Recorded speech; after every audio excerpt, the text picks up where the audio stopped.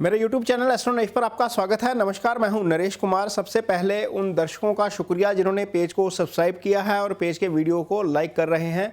यदि आप पेज पर नए आए हैं तो इसे सब्सक्राइब जरूर करिए और यदि कंटेंट अच्छा लगता है तो इसे शेयर ज़रूर करिए।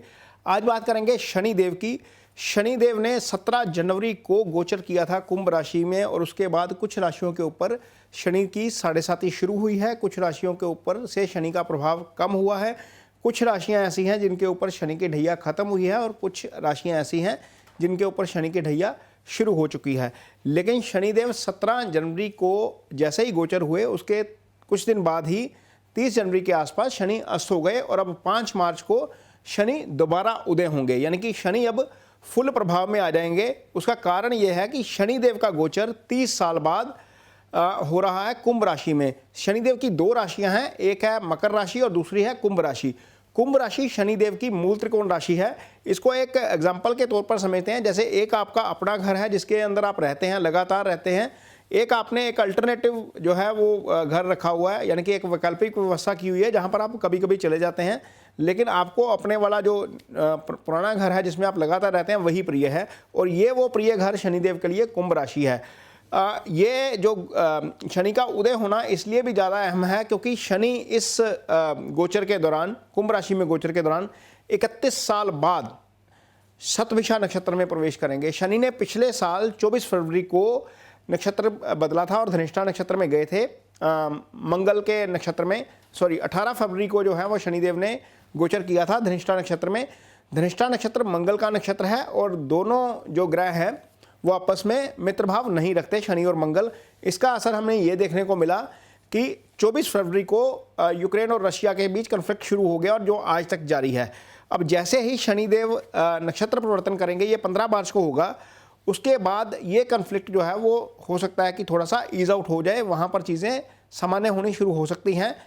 क्योंकि जो ज्योतिष में कहा जाता है शनिवत राहु कुजवत केतु, यानी कि जो मंगल हैं वो केतु के असर, केतु जो है वो मंगल का प्रभाव करते हैं, जो राहु हैं वो शनि की तरह असर करते हैं और दोनों प्लैनेट्स की दशा भी लगभग एक जैसी होती है। महादशा की यदि हम बात करते हैं तो ये असर रहेगा कि शनिदेव जब राहु के नक्षत्र में आ जाएंगे तो पूरे प्रभावी हो जाएंगे। पूरे प्रभावी किस रूप में होंगे? ये कर्म फल देने वाला नक्षत्र है जो शतभिषा नक्षत्र है। यदि आपका कर्म अच्छा रहा है तो आपको इसके अच्छे फल देखने को मिलेंगे। शनि जब फुल प्रभावी हैं कुंभ राशि में और ऐसे नक्षत्र में हैं जो कर्म फल का नक्षत्र है, तो निश्चित तौर पर आपको इसका फल देखने को मिलेगा। यदि आपका कर्म अच्छा रहा है, इसको मैं एग्जाम्पल के तौर पर समझाने की कोशिश करता हूँ। मान लीजिए आप किसी ऐसी आदत के शिकार हैं जो आपको फिजिकली हार्म कर सकती है, लाइक स्मोकिंग कर रहे हैं आप, या आप ड्रिंक कर रहे हैं, या कुछ ऐसा कर रहे हैं जिससे आपको फिजिकली हार्म हो सकता है, लेकिन आप बहुत लंबे सालों से समय से कर रहे थे, उसका कोई पता नहीं लगा। ये समय आ गया है अब 15 मार्च के बाद जब इसका रिजल्ट आपके सामने आना शुरू होगा, क्योंकि शनिदेव जो है वो उस चीज़ को सामने ले आएंगे जो आपने की हुई है। ये तो मैंने बुरी आदत की बात की। यदि आप अच्छा काम भी कर रहे थे, उसका रिवार्ड नहीं आपके सामने आ रहा था, तो वो समय आ गया है अब कि आपको उसका रिवार्ड मिलना शुरू हो जाएगा और आपको बहुत अच्छा रिवार्ड मिलेगा। ये इसका प्रभाव जो है वो ओवरऑल रहेगा कुंभ राशि में गोचर के दौरान। 15 अक्टूबर तक शनि इसी नक्षत्र में रहेंगे। इसके बाद रेट्रोग्रेशन में जाकर फिर धनिष्ठा में जाएंगे, फिर 24 नवंबर को जाकर दोबारा शतभिषा में आएंगे और करीब आगे इसी नक्षत्र में चलेंगे। इस नक्षत्र में रहने के दौरान शनिदेव कर्म का फल करेंगे।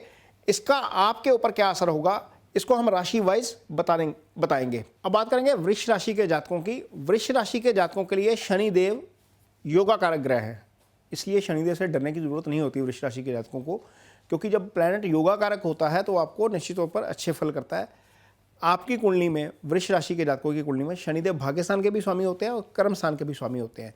जब कोई ग्रह एक त्रिकोण यानी कि भाग्यस्थान और एक केंद्र यानी कि कर्म स्थान, दोनों भावों का स्वामी हो जाता है तो वो योगा कारक ग्रह हो जाता है। और यहाँ पर कोइंसिडेंस ये है कि शनि ही आपकी कुंडली में बाधक ग्रह भी होते हैं। तो बाधक ग्रह की जो है वो रेमेडी क्या करनी है वो आप अपने एस्ट्रोलॉजर को दिखा सकते हैं, वो आपको बेटर गाइड कर सकते हैं इस मामले में। ये हर कुंडली में अलग अलग तरीके से जो है वो वेरी करेगा, लेकिन शनिदेव आपके लिए बुरे फल नहीं करते। हाँ, ऐसा हो सकता है कि शनि का गोचर आपके लिए शुभ ना हो। ये जो गोचर हो रहा है आपके 10वें भाव से हो रहा है और ये शुभ गोचर नहीं है, इसलिए यहाँ पर यदि शनिदेव की महादशा चल रही है या अंतर्दशा चल रही है तो आपको थोड़ा सा ज़्यादा उम्मीदें नहीं रखनी चाहिए शनिदेव के इस गोचर से। उसका कारण ये है कि शनिदेव जब शुभ गोचर में नहीं है, महादशा उनकी चल रही है, भाग्य स्थान के भी स्वामी है, कर्म स्थान के भी स्वामी है, तो हो सकता है कि आपको इन दोनों के फल जो है वो प्रॉपर ना मिल पाए। शनिदेव यहाँ पर आकर कर्म स्थान में शतभिषा नक्षत्र में गोचर करेंगे 15 मार्च के बाद 6 अप्रैल तक इसी नक्षत्र में गोचर होगा। बीच में 15 अक्टूबर से लेकर 24 नवंबर तक उनका गोचर धनिष्ठा में होगा, लेकिन पूरा एक साल लगभग इसी नक्षत्र में गोचर करेंगे और आपको उसके फल देंगे। यानी कि यदि आपने लाइफ में अच्छे कर्म किए हैं तो इसका निश्चित तौर पर आपको अच्छा फल मिलेगा। यदि आपके कर्म ऐसे रहे हैं, मान लीजिए आप कोई नशा कर रहे थे या कोई आप कुछ गलत काम कर रहे थे जो मॉरली करेक्ट नहीं है, तो वहाँ पर शनिदेव आपको निश्चित तौर पर उसका भी फल देंगे। ये कैसा फल होगा ये आपको जो है वो देखने को मिलेगा आगे अगले एक साल के दौरान।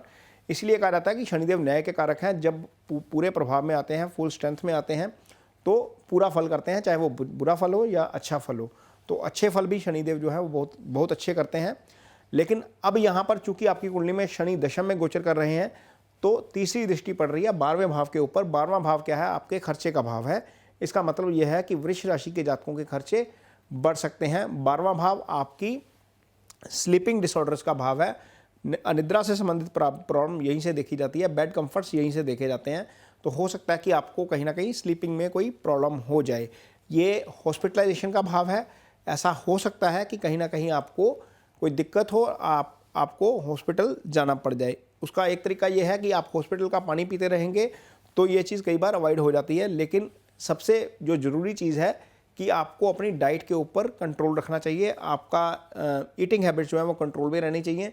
यदि आप ड्रिंक करते हैं तो इसको थोड़ा अवॉइड करिए। यदि आप स्मोकिंग करते हैं तो इसको भी थोड़ा अवॉइड करिए, क्योंकि चीज़ें बहुत ज़्यादा अच्छी नहीं नज़र आ रही इस गोचर के दौरान।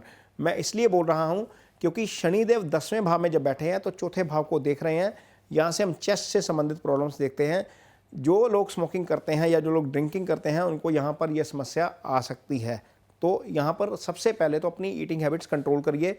जब ये वीडियो देख रहे हैं तब से ही करना शुरू कर दीजिए, क्योंकि आपकी हेल्थ आपके हाथ में है। जैसा आप करेंगे वैसा आपको उसका रिजल्ट निश्चित तौर पर मिलेगा। तो ये चीज़ आपको ध्यान में रखनी है। थोड़ा सा ईटिंग हैबिट्स को कंट्रोल में रखिए। बुरी आदतें थोड़ी सी छोड़ना शुरू करिए, क्योंकि शनिदेव का ये गोचर निश्चित तौर पर वो चीज़ें सामने लेकर आएगा जिसकी शायद आप उम्मीद नहीं कर रहे। ये डराने के लिए नहीं मैं बोल रहा, ये मैं इसलिए बोल रहा हूँ क्योंकि जो हम सीड डालेंगे कहीं पर भी धरती में, उसका फल निश्चित तौर पर आएगा आएगा। यदि आप स्मोकिंग करते हैं तो उसके साइड इफेक्ट आपको देखने को मिलेंगे मिलेंगे। आज मिल जाए, कल मिल जाए, साल बाद मिल जाए, आपको वो कॉन्सिक्वेंसेस फेस करने पड़ते हैं।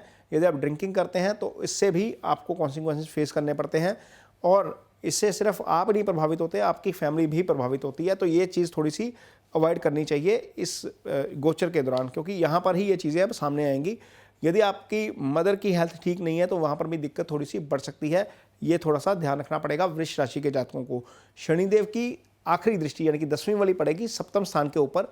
यदि आप पार्टनरशिप में काम करते हैं तो पार्टनर के साथ तालमेल में कमी आ सकती है। ये यहाँ पर आपको चीज़ जो है वो बैक ऑफ द माइंड रखकर चलनी चाहिए। थोड़ा सा इसके ऊपर काम एडवांस में करना पड़ेगा, क्योंकि हो सकता है कि कुछ लोगों के साथ अंडरस्टैंडिंग आपकी बहुत अच्छी होती है, लेकिन कई बार जब चीज़ें बिगड़ने पे आती हैं, टाइम ख़राब होता है तो चीज़ें बिगड़ जाती हैं। इसलिए ये चीज़ बैक ऑफ द माइंड ज़रूर रख के चलिए कि यहाँ पर दिक्कत हो सकती है। ये 3 एरिया हैं लाइफ के जहाँ पर आपको डिस्टर्बेंस देखने को मिलेगी इस गोचर के दौरान, 1 साल के दौरान, क्योंकि शनि अब उदय हो चुके हैं और ऐसे नक्षत्र में हैं जहाँ पर वो बहुत प्रभावी तरीके से काम करते हैं, प्रभावी तरीके से रिजल्ट देते हैं।